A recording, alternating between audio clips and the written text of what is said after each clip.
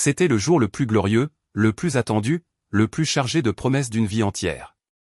Une symphonie de lumière dorée filtrait avec majesté à travers les vitraux anciens de la vénérable cathédrale Sainte-Marie à Austin, au Texas, peignant l'intérieur de l'édifice de 1000 nuances sacrées. Les invités, parés de leurs plus beaux atours, échangeaient des sourires empreints de bonheur, tandis que les flashs des appareils photo captaient l'éclat du moment. L'orgue majestueux entonnait un hymne de joie familier, emplissant l'air d'une douce mélodie. Mais à 11h27 précise, alors que le révérend père Michael O'Connor levait la Bible, prêt à offrir la bénédiction nuptiale au jeune couple radieux, un coup de feu solitaire déchira brutalement le silence sacré, fracassant l'harmonie et l'espoir en un instant fugace.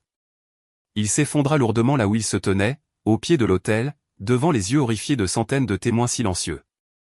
En quelques secondes seulement, un chaos infernal engloutit ce qui n'était plus la maison de Dieu, mais une scène de tragédie. Pourtant, au milieu des cris perçants et du cliquetis du verre brisé, un seul observateur ne sombra pas dans la panique. Rex, un chien policier K9 malinois belge, demeurait étrangement immobile près de l'autel. Ses oreilles étaient dressées, son museau frémissait, captant déjà les effluves et les vibrations que nul autre ne pouvait percevoir. Ce n'était pas qu'un simple meurtre, c'était un message, froidement calculé, annonçant l'existence d'un sinistre secret d'église. Les dimanches matins à Austin étaient habituellement enveloppés d'une quiétude pleine d'espoir, le genre de sérénité qui insuffle aux âmes la douce illusion que la vie pourrait, juste peut-être, redevenir belle. À l'intérieur des murs imposants de la cathédrale Sainte-Marie, cet espoir rayonnait plus fort que jamais. Érigés il y a plus d'un siècle, ces murs de calcaire et ces arcs gothiques lui conféraient l'allure d'une carte postale intemporelle, un véritable refuge sacré qui se tenait fièrement au milieu du tumulte incessant de la vie moderne du Texas. Ce matin-là, la cathédrale scintillait d'une vie débordante et d'une beauté émouvante. Les rangées de bancs cirés brillaient sous l'éclat tamisé des lustres anciens, tandis que des roses blanches immaculées bordaient l'allée centrale, leur parfum délicat se mêlant à la faible odeur d'encens sacré. Les invités, à la fois solennels et joyeux, chuchotaient avec une impatience contenue. Les enfants, maladroitement élégants dans leurs nouveaux vêtements, s'agitaient doucement. C'était le mariage d'Emily Turner, fille unique de David Turner, un magnate de la banque dont la réputation était aussi vaste que controversée, connu pour son immense philanthropie comme pour ses rumeurs de transactions douteuses. La liste des invités se lisait comme un véritable bottin mondain de la haute société texane, des politiciens influents, des investisseurs aguerris et des figures médiatiques en vue, tous réunis sous les voûtes séculaires pour assister à ce que les journaux locaux avaient déjà proclamé le mariage de l'année. Mais pour les fidèles paroissiens, qui se rendaient chaque dimanche à la messe, la véritable joie était de revoir le père Michael O'Connor à l'autel. Il n'était pas simplement un prêtre, il était leur berger, un homme dont la vocation l'emportait souvent vers les refuges et les hôpitaux plutôt que dans le confort de son propre presbytère. Il possédait un don rare, une aura de compassion et de sagesse.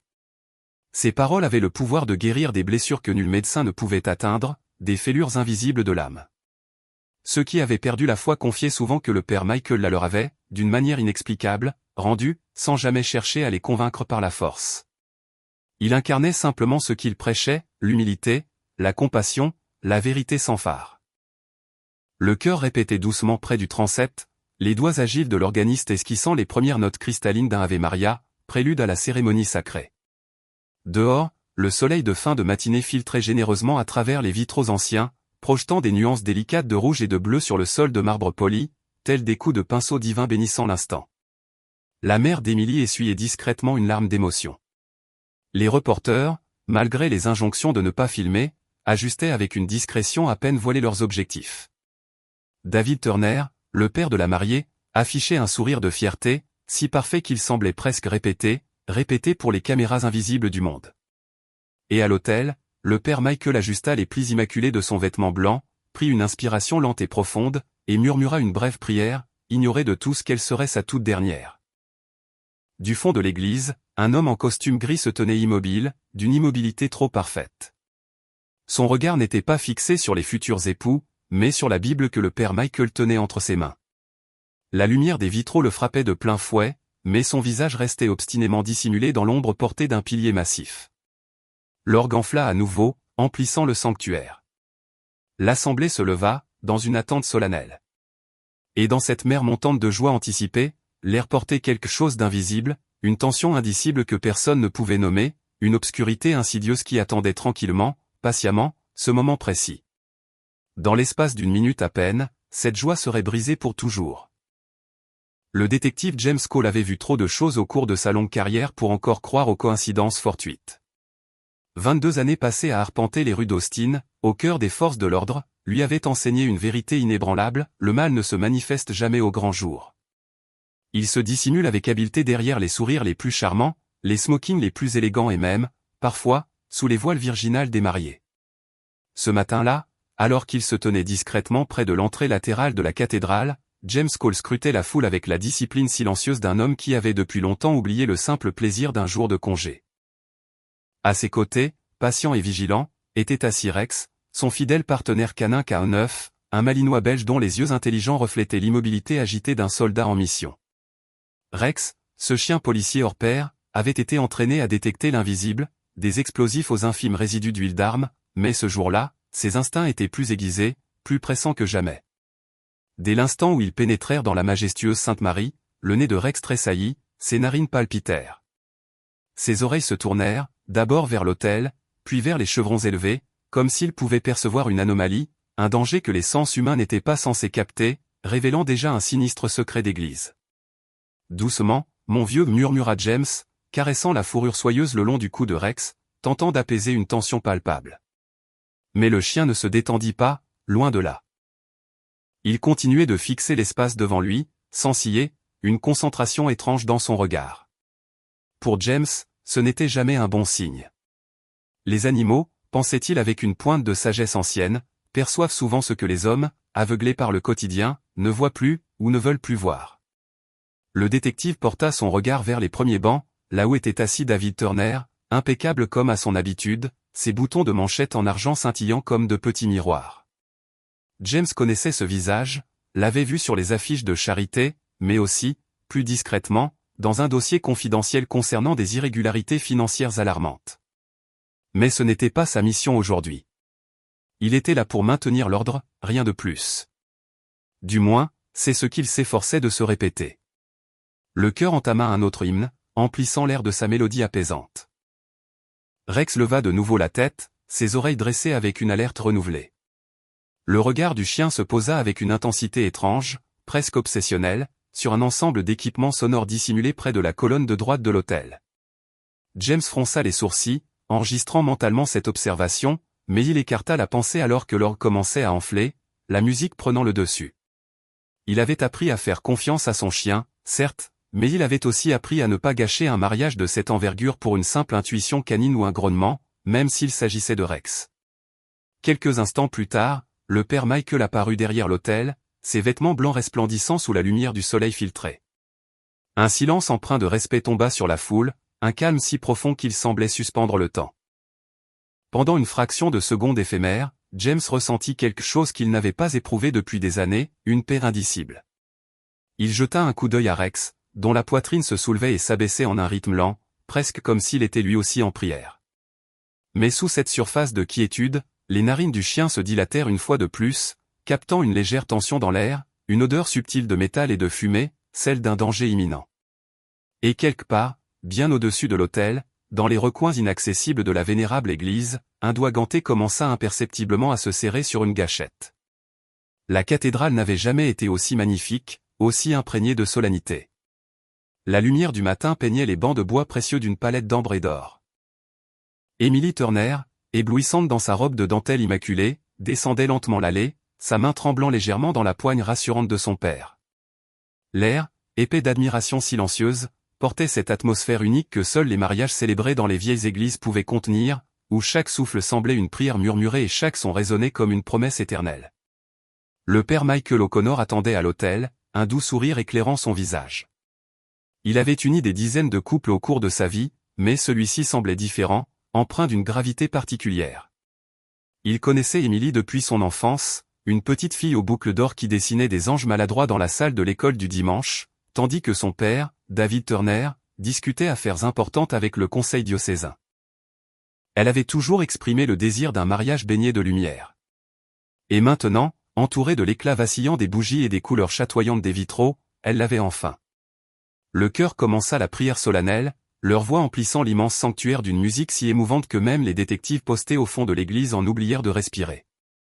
James Cole se tenait silencieux, ses yeux sombres fixés sur le père Michael, un homme qui rayonnait d'un calme qui semblait ne pas appartenir à ce monde, un homme d'une foi inébranlable dont l'assassinat allait révéler un sinistre secret d'église. À côté de James, Rex laissa échapper un doux gémissement, ses muscles tendus sous sa fourrure comme s'il percevait une tempête que nul autre ne pouvait sentir. Au premier banc, David Turner serra les mains avec force, ses yeux mi-clos mais la mâchoire serrée, une tension trahissant une émotion que nul n'aurait pu deviner. Les lumières des caméras des téléphones portables des invités dansaient faiblement sur le sol de marbre, chaque objectif pointé avec ferveur vers la mariée resplendissante et l'homme en blanc à l'autel. Le père Michael leva la Bible, sa voix calme et basse, mais portée avec une clarté limpide à travers la vaste cathédrale, l'amour est patient. L'amour est doux. Émilie sourit à travers ses larmes de joie. Daniel lui tendit la main, un geste de tendresse infinie. L'orgue tint une longue note tremblante, comme un soupir. Une colombe s'effraya soudain près des poutres du plafond. Et puis, dans cette fragile immobilité, entre un battement de cœur et le suivant, quelque chose de froid, de mécanique, de mortel, brisa le silence du ciel. Le moment de grâce avait atteint son paroxysme, son point culminant de beauté et de solennité. Au souffle suivant, il allait se briser pour toujours, laissant derrière lui une cicatrice indélébile. Le son qui aurait dû suivre n'était pas celui du rire, ni des doux murmures d'approbation des invités, ni même du tintement délicat des alliances échangées, tous les bruits doux et joyeux qui appartiennent à un tel événement. Mais au lieu de cela, il vint, un claquement sec, violent, qui déchira la musique comme un éclair, un coup de feu unique, puis le silence, plus assourdissant que n'importe quel bruit. L'orgue, au milieu d'un accord en plein écho, s'arrêta brusquement, ses notes mourant dans l'air. Chaque souffle se figea dans la gorge des convives. Pendant un battement de cœur suspendu, personne ne comprit réellement ce qui s'était passé. Puis le père Michael tituba en arrière, ses mains serrant toujours la Bible, tandis qu'une tache écarlate s'étendait inexorablement sur son vêtement blanc immaculé. Le livre sacré glissa de ses doigts défaillants, atterrissant ouvert sur le sol de marbre froid, ses pages voltigeant comme des ailes brisées, symbole d'un envol interrompu. Émilie, la mariée, fut la première à pousser un hurlement déchirant, un cri qui rebondit dans la cathédrale comme une sirène d'alarme. Les invités, stupéfaits, bondirent de leurs bancs, la confusion se transformant rapidement en panique. Certains se précipitèrent pour trouver un abri derrière les rangées de sièges, tandis que d'autres, figés par l'incrédulité, restaient immobiles, leurs yeux rivés sur le prêtre gisant près de l'autel. Le détective James Cole, dont les années d'expérience avaient affûté les réflexes, était déjà en mouvement, son esprit clair au milieu du chaos. « À terre, tout le monde » hurla-t-il, sa voix perçant la cacophonie de la panique. Il dégaina son arme de service, balayant les balcons élevés, les portes latérales discrètes, les chevrons massifs qui soutenaient la voûte, cherchant une menace invisible. Rex, son fidèle partenaire canin, aboya furieusement, ses griffes claquant sur le carrelage alors qu'il se précipitait avec une urgence animale vers les marches de l'autel. Les instincts du chien s'étaient éveillés à un niveau primaire, inébranlable. L'air sentait désormais un mélange âcre de métal et de poudre à canon. La radio de James crépita, tireur invisible. Toutes les sorties sont scellées. Mais la réalité sur le terrain n'était que chaos pur et indescriptible. Les gens se bousculaient désespérément vers les allées, les talons frappant le marbre, les enfants pleurant de terreur, les fleurs de la cérémonie écrasées sous les pieds affolés. Un lustre, lourd et orné, se balançait dangereusement au-dessus, ses reflets se brisant sur les murs comme des éclats de lumière tombant. Le père Michael tenta de parler, un léger souffle, un mot inaudible, mais du sang bouillonnait déjà à ses lèvres. Il leva ses yeux grands ouverts vers la croix au-dessus de lui, un regard presque paisible, comme si le vacarme du monde ne pouvait plus l'atteindre. Au moment où James atteignit l'autel, le pouls du prêtre était faible et irrégulier, sa main encore tendue, comme pour saisir la Bible tombée. Sur sa page ouverte, un seul verset semblait le fixer sous le scintillement mourant des bougies, « Ne crains rien ». James pressa son écouteur. Les tireurs sont partis, toutes les sorties sont verrouillées. Les officiers se précipitaient de toutes parts, mais dans le chaos, quelqu'un avait délibérément coupé l'alimentation des caméras frontales de l'église. Le flux principal était plongé dans l'obscurité totale, la sauvegarde brouillée de statique, rendant toute identification impossible. Comment diable, commença un officier, incrédule. James ne répondit pas. Il regarda autour de lui, son cœur battant la chamade, l'esprit en alerte. Pas d'étui de balles, pas d'éclat, pas de silhouette fugace. Le coupable, l'auteur de ce sinistre secret d'église, connaissait intimement l'église, ses recoins cachés, ses angles morts, son silence sacré.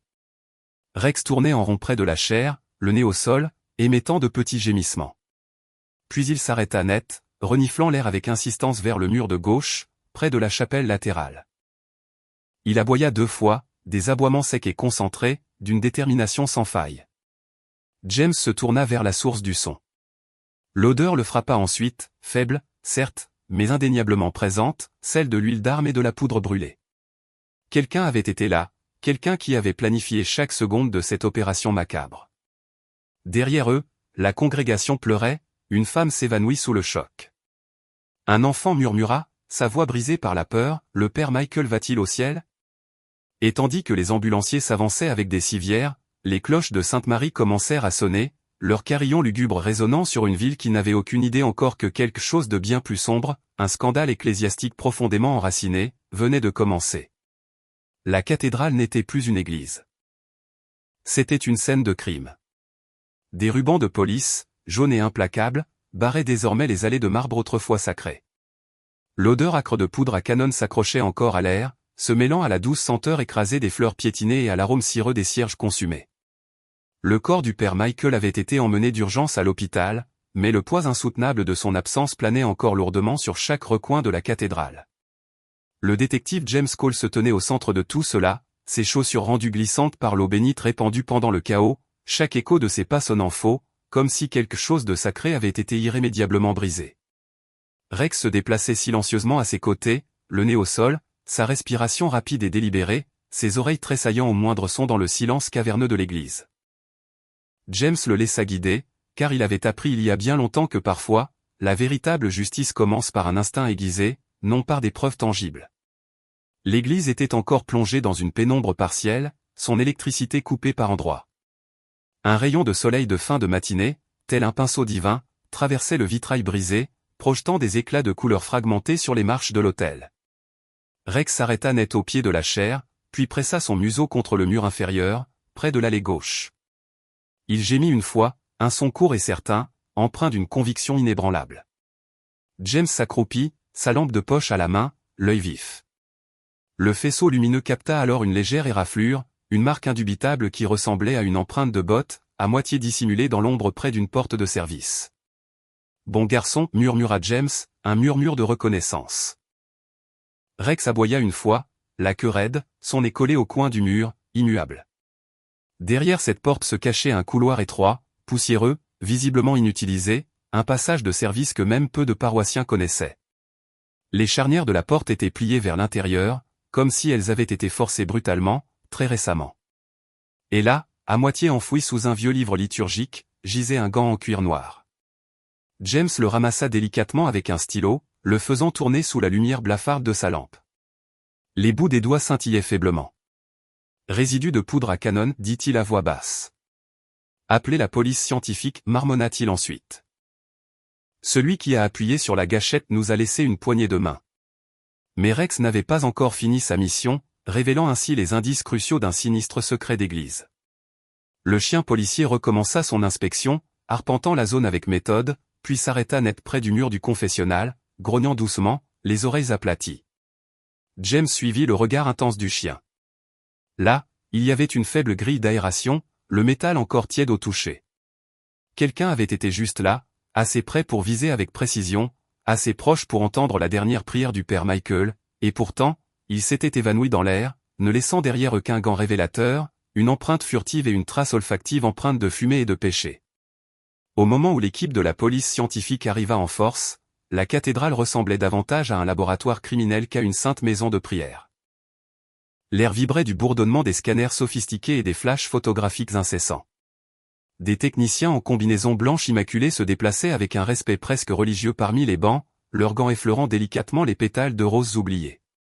Le détective James Cole se tenait près de l'autel, observant les experts dépoussiérer minutieusement la zone où le père Michael était tombé, cherchant la moindre trace révélatrice du sinistre secret d'église.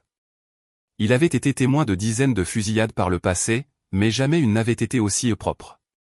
Pas de douille visible, pas de marque de flash révélatrice, pas de trajectoire de balle évidente. C'était comme si la balle était apparue de nulle part et avait disparu tout aussi vite. La responsable de la police scientifique, la docteure Melissa Grant, s'accroupit à côté de la chaire, tenant le gant précieux que Rex avait découvert. Résidu de poudre à canon, dit-elle doucement, le ton grave. Composition haute densité, de qualité militaire, ajouta-t-elle, se redressant et rencontrant les yeux interrogateurs de James. Ce n'était pas l'œuvre d'un simple voyou armé d'un pistolet.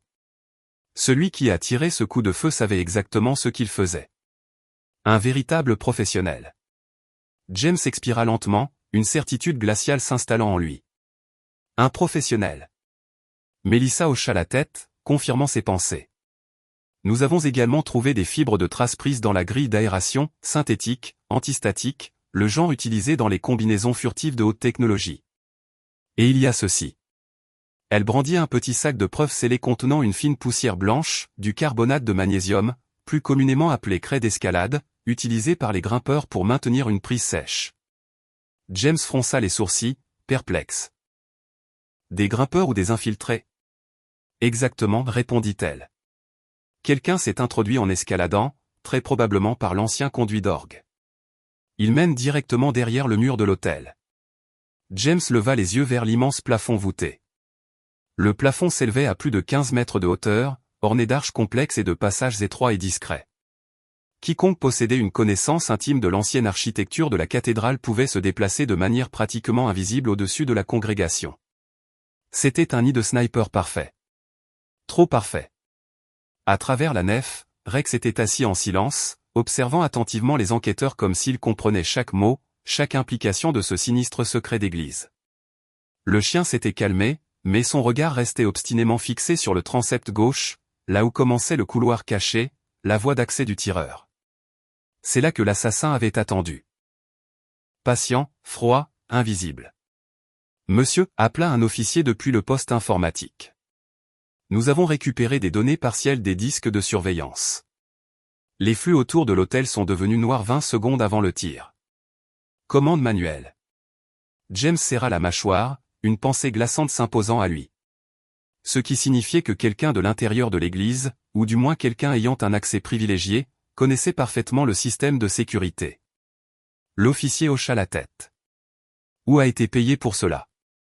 James se dirigea à nouveau vers l'autel, son reflet vacillant sur le sol de marbre.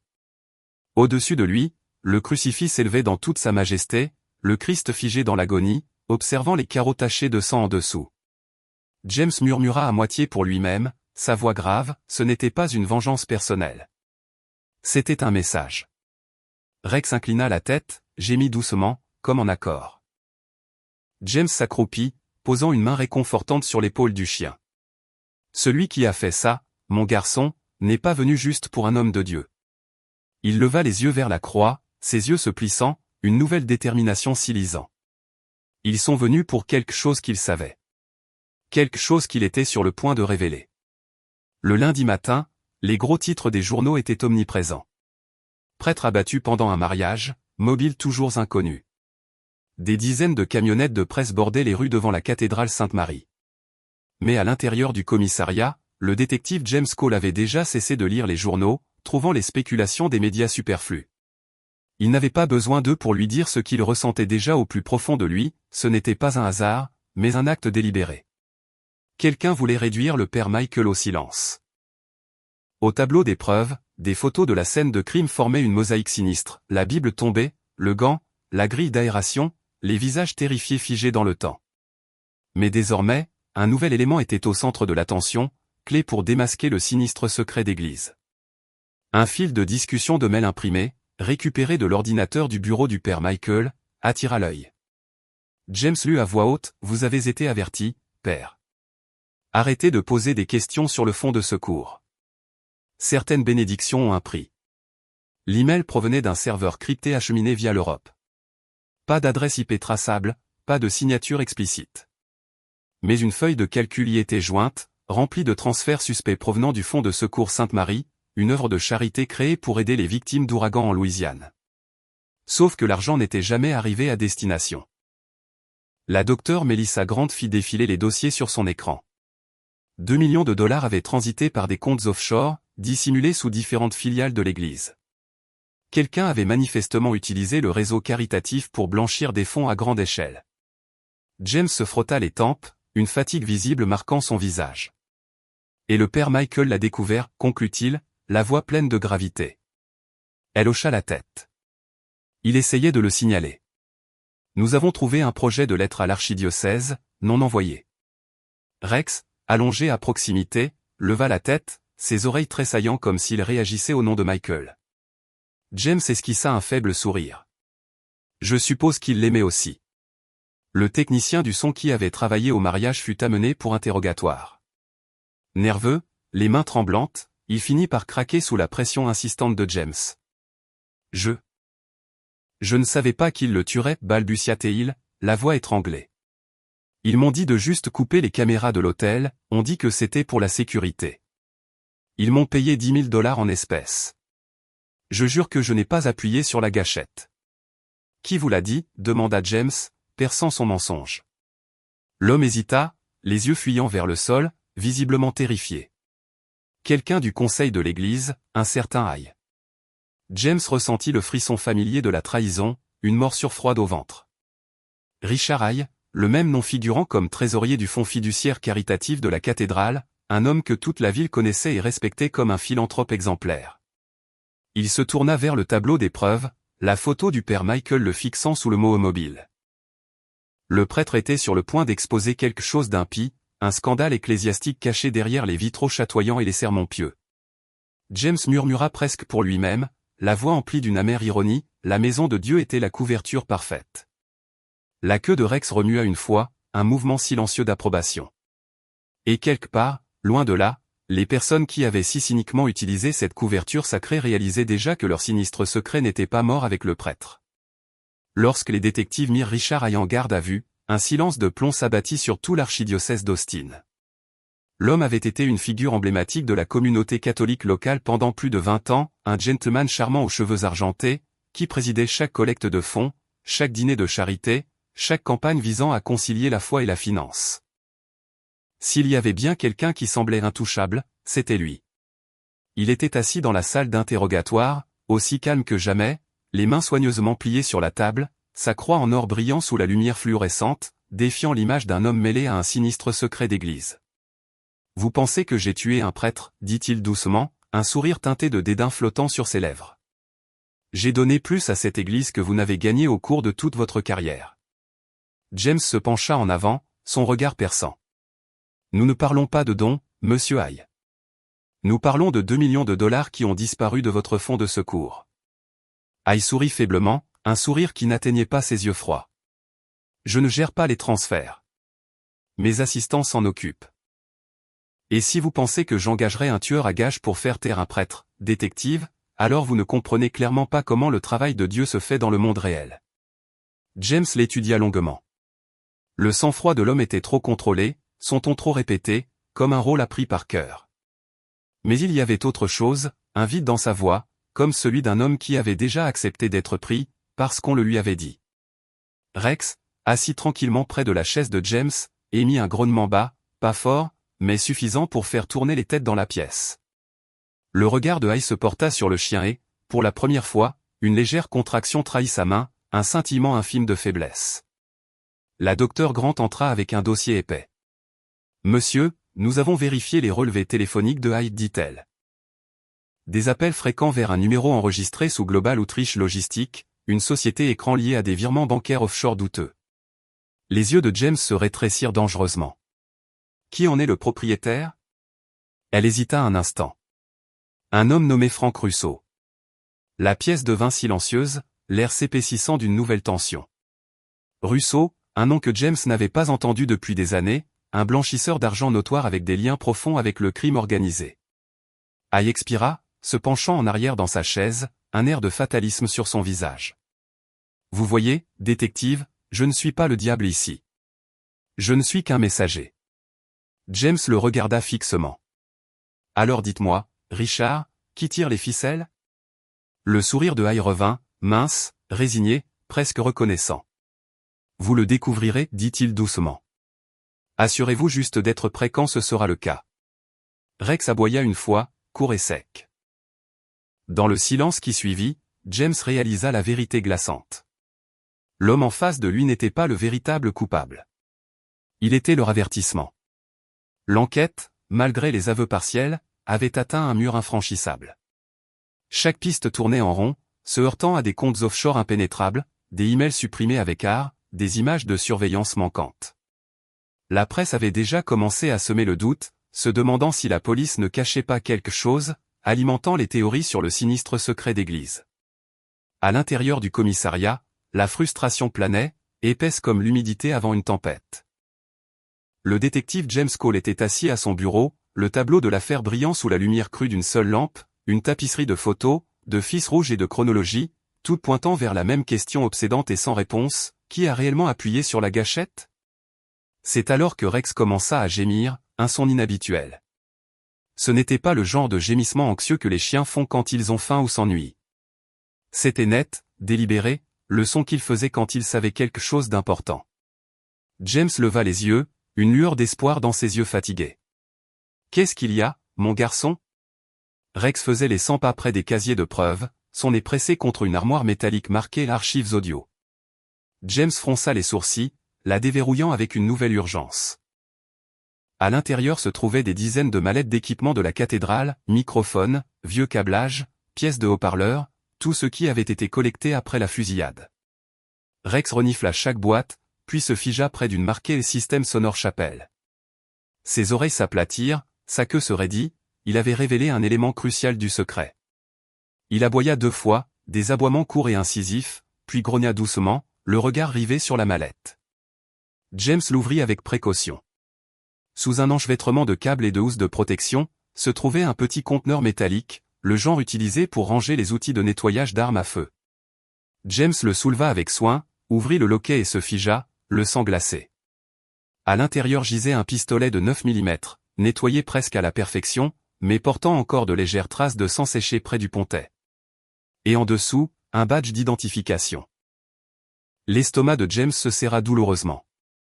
Le nom indiquait, officier Ryan Mitchell, police d'Austin, le même officier qui avait été affecté à la sécurisation de l'hôtel ce matin-là. James ramassa lentement le badge, le métal froid contre sa peau. « Mon Dieu » murmura-t-il, un sentiment de trahison l'envahissant. Rex était assis à côté de lui, silencieux, stable, comme s'il attendait la permission de respirer à nouveau. En quelques heures, l'officier Mitchell était en garde à vue, sous interrogatoire. Son sang-froid s'était brisé. Il a avoué avoir désactivé les caméras de l'église et permis l'accès à un consultant par le couloir latéral. Je ne savais pas qu'il le tuerait, sanglota Teil, les mains tremblantes. Ils ont dit que c'était juste de l'intimidation pour le faire arrêter de fouiller. Qui est ce deux? Pressa James, impitoyable. Mitchell hésita, les yeux vitreux de peur. Un homme nommé Russo est quelqu'un de plus haut placé, quelqu'un qui a payé par une entreprise appelée Turner Holdings. James se figea, le nom résonnant dans son esprit. Turner, comme dans David Turner, le père de la mariée, le philanthrope respecté. Rex laissa échapper un seul grognement bas, le son résonnant à travers les murs froids du commissariat comme un avertissement solennel. La chasse n'était pas finie. Elle ne faisait que commencer, révélant la profondeur insoupçonnée du sinistre secret d'église.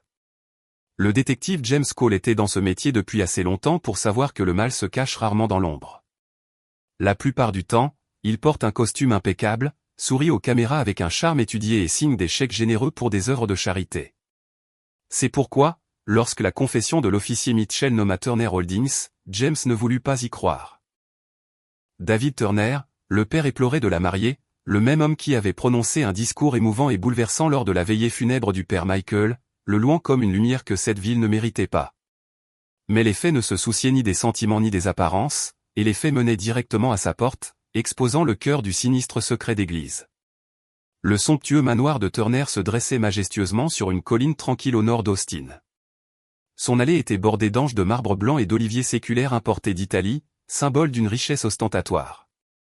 À l'intérieur, chaque surface brillait d'un éclat immaculé, trop propre, trop parfaite, comme une vie qui avait été méticuleusement polie pour masquer les empreintes digitales du passé. Le mandat de perquisition fut délivré à l'aube, coupant court à toute évasion. James pénétra dans la demeure avec une petite équipe, Rex en tête, ses pattes silencieuses sur les sols de marbre poli. Ils commencèrent par le bureau personnel de Turner, des étagères en acajou massif abritant des tomes anciens, des photos encadrées le montrant aux côtés de sénateurs influents et d'évêques respectés, et au-dessus de la cheminée, un crucifix doré qui semblait se moquer de l'ironie poignante du moment. Rex se dirigea directement vers le mur du fond, son nez pressé contre une étagère qui n'était pas tout à fait de niveau. Il aboya une fois, un aboiement bref mais significatif. James essaya de tirer dessus, sans succès. Le panneau ne bougea pas d'un millimètre. Puis il remarqua un petit loquet astucieusement déguisé en dos de livre. Le panneau s'ouvrit avec un léger clic, révélant un coffre-fort dissimulé. James s'agenouilla, une anticipation fiévreuse montant en lui. L'avocat de Turner protesta bruyamment, son visage rouge de fureur et d'impuissance. Mais il était trop tard. La police scientifique avait déjà déchiffré le code complexe.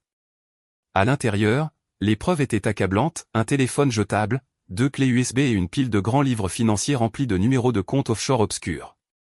Sur le téléphone, il y avait des messages, codés mais d'une clarté effrayante, caméras éteintes avant midi. Mitchell dégage l'allée. Le père doit rester silencieux. Utilisez AI comme couverture. James sentit son estomac se tordre sous l'horreur.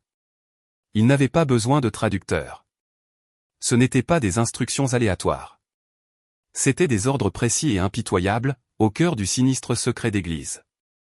Et puis vint le dernier message, horodaté quelques heures seulement avant le mariage. Il refuse l'offre. Mettez-y fin avant les vœux. James posa le téléphone, son pouls battant dans ses oreilles comme un tambour funèbre. L'implication était claire, brutale. Le père Michael avait affronté Turner directement, avait refusé le pot de vin, l'argent du sang, pour garder le silence sur le réseau de blanchiment d'argent et les détournements de fonds caritatifs. Et pour cela, il avait été condamné à mort. Turner fut amené pour interrogatoire plus tard dans la journée. Il nia tout au début, son calme habituel, son assurance politique qu'il avait portée pendant des années, intacte. Mais quand on lui montra le téléphone, le masque glissa. Sa mâchoire se serra, ses yeux se durcirent, révélant la bête tapie sous l'homme d'affaires. Vous n'avez aucune idée de ce à quoi vous avez affaire, siffla-t-il, un avertissement clair dans sa voix. Vous pensez que je suis le seul? James se pencha en avant, son visage à quelques centimètres de celui de Turner. Alors commencez à parler, parce que votre silence a tué un prêtre. Turner ne dit rien. Seulement un petit sourire amer, le genre que portent les hommes quand ils savent que la vérité est bien trop vaste, trop complexe, pour un seul tribunal. Derrière la vitre sans teint, Rex était assis, observant avec une intensité silencieuse, ses oreilles tressaillant à chaque son étouffé, comme s'il sentait que la toile du complot commençait tout juste à se défaire. Le vent du golfe portait l'odeur âpre de sel et de diesel alors que la nuit tombait sur le port de Galveston, un tableau de fin de partie. Des grues de chargement colossales se dressaient comme des squelettes sombres et menaçants contre l'horizon rouillé, et le bruit assourdissant des vagues s'écrasant contre les quais résonnait à travers le brouillard épais et humide. Le détective James Cole serra son gilet pare-balles, ses yeux d'acier fixés sur la carte lumineuse du tableau de bord du camion. L'opération d'envergure avait été mise en marche, l'heure de la confrontation était proche.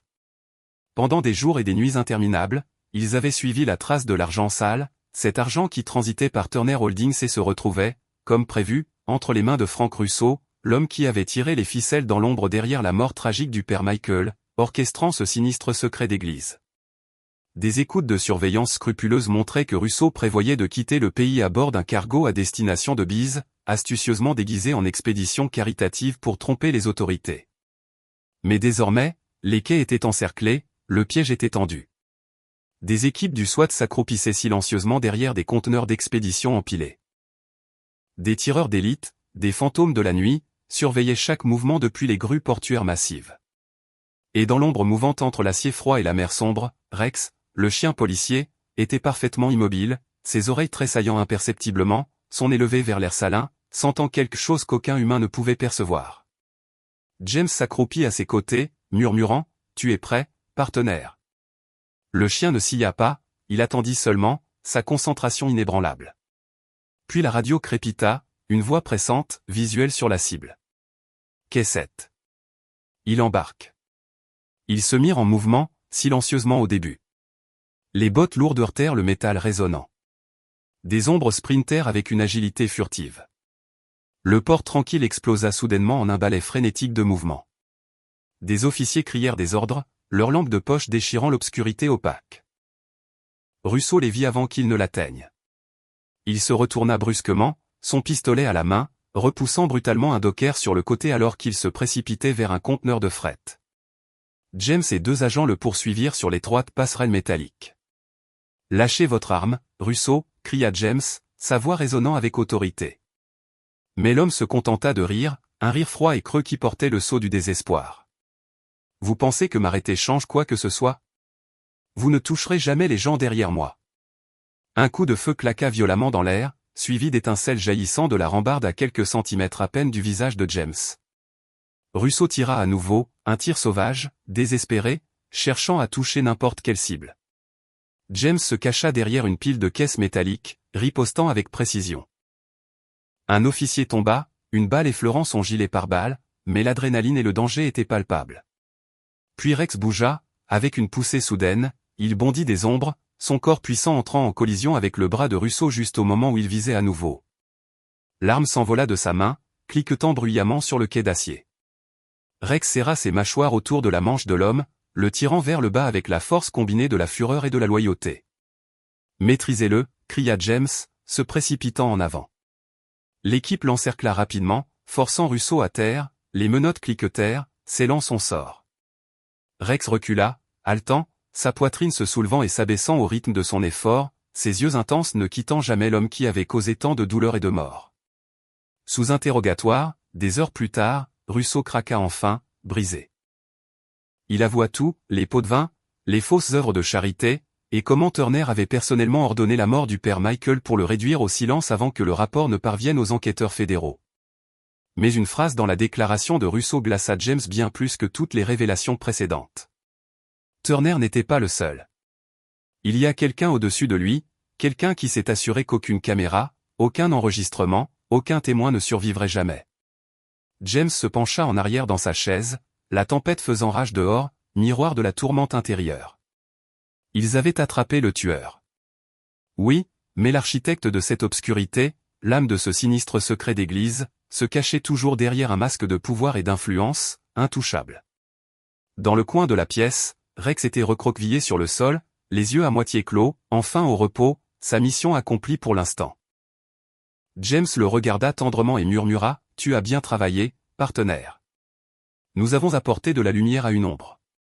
Maintenant, nous trouvons le reste. » Dehors, le tonnerre roula sur la mer, comme si le ciel lui-même venait de porter le premier coup contre l'Empire du Silence. Une semaine après les arrestations retentissantes, la cathédrale Sainte-Marie rouvrit ses portes à une congrégation blessée mais résiliente.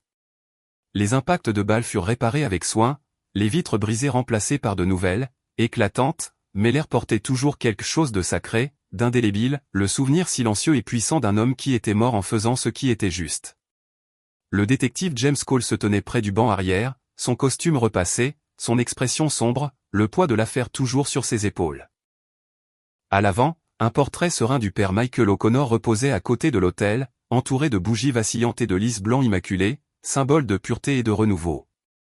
Au-dessus, la lumière du soleil filtrait à travers le vitrail restauré, le même vitrail qui avait autrefois capté la lumière rouge sang de la tragédie. Maintenant, il brillait d'un or pur, lavé de toute souillure. La ville appela cet événement une messe commémorative, mais pour James, cela ressemblait à quelque chose de plus profond, un renouveau de foi qu'il ne savait pas qu'il avait encore en lui. Il avait passé 2 décennies à chasser des criminels et à compter des corps, endurcis par la noirceur du monde. Mais cette affaire-ci avait laissé une marque indélébile, une empreinte qu'aucune autre n'avait jamais faite. Parce que cette fois, la victime n'était pas seulement un homme, il était un symbole de ce que le monde, dans sa course folle, avait oublié, la vérité inaltérable, l'intégrité sans compromis, la foi inébranlable. À côté de James était assis Rex, portant fièrement un petit gilet brodé du sceau de la police d'Austin. Le chien fut agité un instant, une brève étincelle de son énergie, jusqu'à ce que le cœur commence à chanter les louanges. Alors il s'assit parfaitement immobile, la tête inclinée vers l'autel, comme s'il écoutait lui aussi quelque chose au-delà de la musique, une mélodie de vérité résonnant du cœur du sinistre secret d'église. Lorsque l'évêque termina la prière finale, le maire s'avança solennellement avec une médaille dans les mains. Elle brillait sous les lumières de la cathédrale. Avec une gratitude infinie, dit-il, au détective James Cole et à l'officier canin K9 Rex pour leur courage indomptable, leur loyauté inébranlable et leur service exemplaire à la vérité. Alors que les applaudissements nourris remplissaient l'église, James posa une main sur le cou puissant de Rex. Le chien leva les yeux, ses yeux brillants mais calmes, un entendement silencieux passant entre eux, un lien forgé dans l'adversité. Ils avaient combattu l'obscurité et avaient trouvé la lumière. Mais alors que la messe touchait à sa fin, un greffier du tribunal entra discrètement, tendant à James une enveloppe modeste, sans timbre, sans adresse de retour. À l'intérieur, une lettre manuscrite aux traits serrés et délibérés attendait, « La justice n'a pas fini son travail. L'homme que vous avez attrapé n'était que la flamme. Le feu brûle encore plus haut. Un ami de l'intérieur. » Était jointe une photographie floue, révélant une salle de réunion, des hommes en costume, et un visage familier, celui d'un fonctionnaire d'État que James reconnut instantanément. Il plia lentement la lettre, le cœur serré par une nouvelle détermination. L'affaire n'était pas terminée. Elle avait seulement changé de forme, muté en une menace plus vaste et plus insidieuse, une conspiration politique cachée derrière le sinistre secret d'église. Alors que la foule s'écoulait lentement, James s'attarda près de l'autel, le regard fixé. La Bible que le père Michael avait laissée tomber était de nouveau là, nettoyée, préservée, mais toujours ouverte sur le même verset inspirant, « Ne crains rien ». Il sourit faiblement, un sourire teinté de résolution. « Je ne le ferai pas. » Puis il se tourna vers Rex. « Allons-y, partenaire. Nous avons plus de vérité à poursuivre. » Le chien aboya une fois, un son sec, confiant, et ensemble, ils marchèrent vers la lumière éclatante qui jaillissait des portes de la cathédrale, prêts à affronter les ombres à venir.